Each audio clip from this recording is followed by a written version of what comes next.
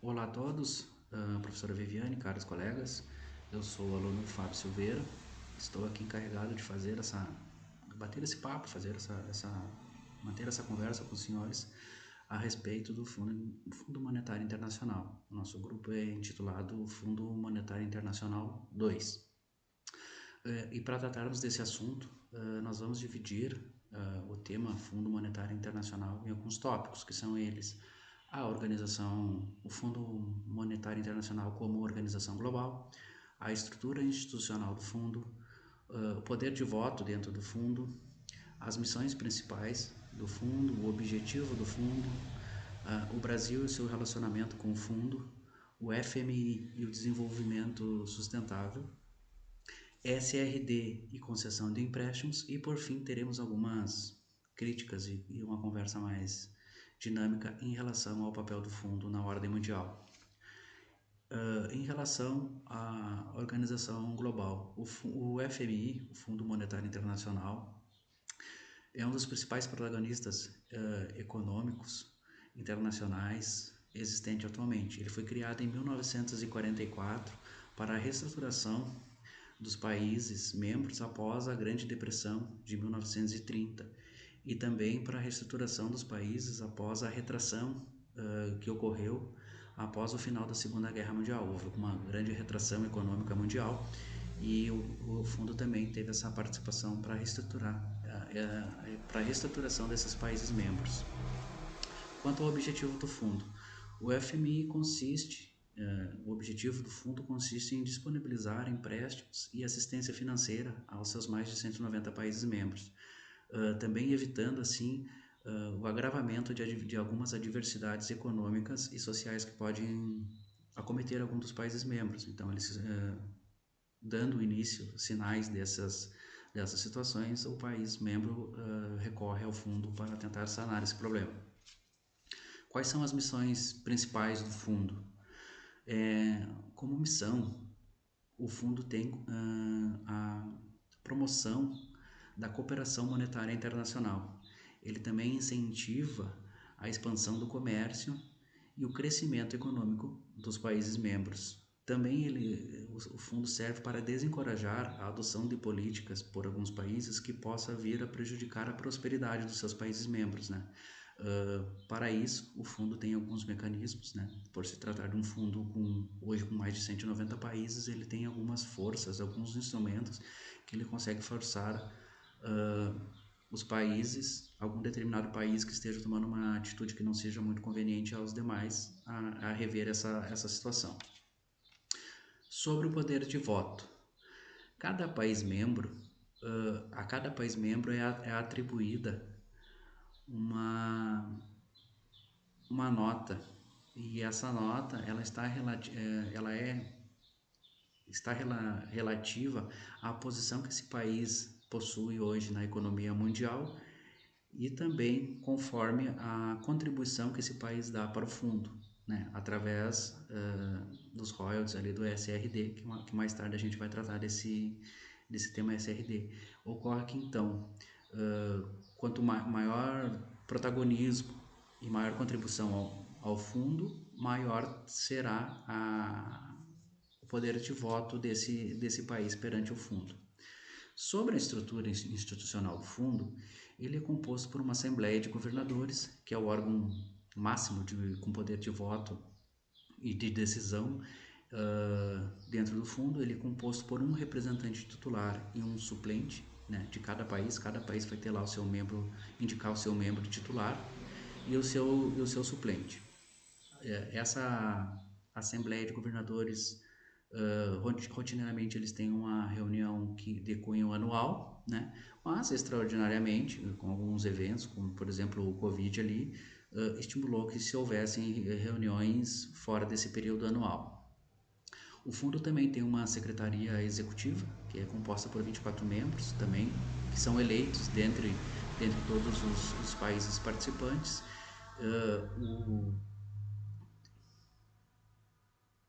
E o presidente dessa secretaria é o diretor-geral do FMI. Essa secretaria é responsável pelas atividades operacionais do fundo. O diretor-geral, né, é eleito pela diretoria executiva e é o responsável hierárquico máximo da organização. Sobre o Brasil, sobre o tema Brasil e FMI. O Brasil foi um dos fundadores do Fundo Monetário Internacional lá em 1944 e se manteve uma relação estável com o fundo. Ocorre que ali na década de 80 ali, o Brasil começou a atravessar algumas crises econômicas em sequência e isso fez com que o Brasil recorresse ao fundo, né? Onde ali foram pactuados vários acordos e esses acordos exigiram medidas de austeridade do Brasil, com implementação de políticas públicas e ajuste estrutural e também uma reforma econômica, em troca de empréstimo, né? Na interação com o fundo, na década de 90, o Brasil começou a se reestruturar e em 94 ali lançou o Plano Real, o que deu uma estabilidade econômica para o Brasil. E então o Brasil passou de devedor, ele passou a credor do fundo. E no ano de 2009 o Brasil entrou para a história, onde o Brasil ofereceu ao fundo um empréstimo de 10 bilhões de dólares. Sobre o FMI e o desenvolvimento sustentável, os países membros da ONU, em 2015, eles criaram uma agenda de objetivos de desenvolvimento sustentável. Essa agenda foi amplamente apoiada pelo FMI, com medidas financeiras, né, para que os países subdesenvolvidos conseguissem alcançar algumas metas que foram estipuladas.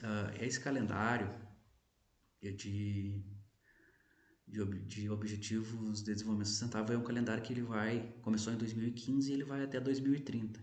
Então existem 17 ODS que são focados em 5 elementos.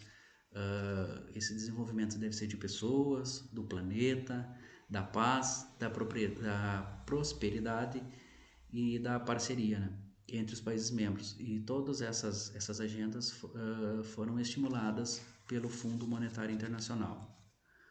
Sobre a SRD e empréstimos. SRDs é uma unidade de conta no fundo. Ela não pode ser considerada uma moeda, porque ela não existe fisicamente, somente digitalmente. Ela serve para calcular os juros dos empréstimos que o FMI concede aos países.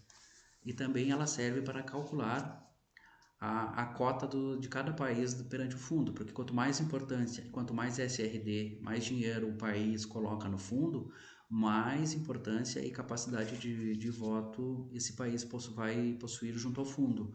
Como exemplo, os Estados Unidos hoje ele tem 16,79% dos votos e o Brasil tem 1,38%. Por quê? Porque tudo isso se baseia na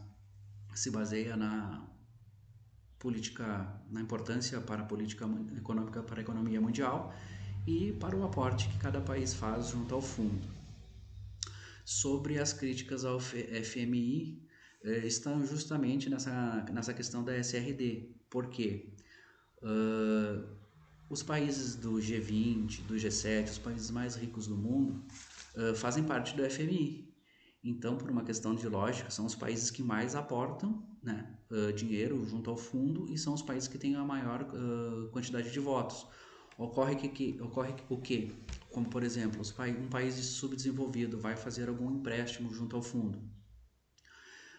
A equipe técnica do FMI faz um levantamento administrativo junto a esse país sobre uma questão de receita e gasto, né? Ocorre que, geralmente, se o país já está pedindo dinheiro emprestado, é sinal que está desbalanceado financeiramente, está gastando mais do que arrecada. Então, dentro das medidas de austeridade que o FMI vai exigir que esse país cumpra, estão ali as restrições financeiras, né? que vão ser a diminuição de investimento, como por exemplo a diminuição de investimento, pode ser na saúde, na segurança, na educação. Não que a população vai ficar desassistida, mas com certeza vão haver diminuição nos recursos e a qualidade do serviço, né, vai ser diminuída. Onde teríamos 10 médicos para fazer o atendimento, poderemos ter 5, né? E esse é o ponto-chave, né? Porque nessas medidas de austeridade, Além do caixa, nós vamos ter também a questão de privatizações. Não aqui fazendo nenhuma crítica, nem apoio à privatização, mas algumas vão ser boas, outras talvez nem tanto, né? Algumas podem melhorar o serviço, outras não. Temos também a privatização em pontos estratégicos, né? Como por exemplo a energia elétrica, né? Então, daqui um pouco, o país lá, os Estados Unidos, por exemplo, que está editando lá a medida de austeridade, as condições para que se pegue o empréstimo, daqui um pouco, na hora da privatização, ele vai acabar sendo beneficiado, porque uma empresa norte-americana ou através do próprio governo pode vir aqui e fazer a aquisição dessa empresa de energia elétrica, por exemplo. É uma coisa que gera alguns descontentamentos e um ponto a se pensar, né, sobre a fragilidade desse assunto. Agora, com a questão do Covid ali, muitos países europeus entraram em crise, né? E essas medidas de austeridade, elas foram muito discutidas, né? Pela questão de ética, das medidas, tendo em vista que o mesmo país que exige a mudança, daqui a um pouco ele vai acabar se beneficiando, né? E a economia, ela gira em torno do recurso, do capital. Quem tem mais sempre quer mais, e dentro dessa lógica, na hora de, de, de fazer a votação, de se implementar essas medidas de austeridade, será que o representante lá de determinado país com mais poder de voto, ele vai estar pensando na sua economia, na economia mundial, né? É um ponto também que se faz de reflexão, né? Porque se eu estou exigindo de um outro país que ele tome alguma medida e essa medida em algumas vezes já ficou comprovada, não vai ser tão boa socialmente para aquele país, mas pode ser para mim, né? Então, esses são alguns pontos que a gente trouxe referente ao Fundo Monetário Internacional, né? Sobre a história do fundo e sobre como o fundo atua, né? E como os países podem se socorrer desse mecanismo. Um forte abraço a todos e até a próxima.